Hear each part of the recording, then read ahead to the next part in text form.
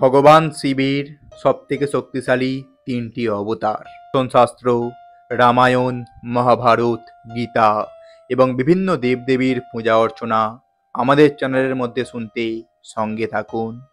বন্ধুগণ, ভগবান শিবের অনেকগুলি অংশ অবতার রয়েছে, যার বর্ণনা আমরা পুরাণে পেয়ে থাকি। বিশেষ করে শিব পুরাণে প্রত্যেকটি অবতার সম্পর্কে বিস্তারের সঙ্গে আলোচনা করা হয়েছে। আমাদের ইতিহাসে ভগবান শিবের প্রত্যেকটি অবতারের বিশেষ ভূমিকা রয়েছে।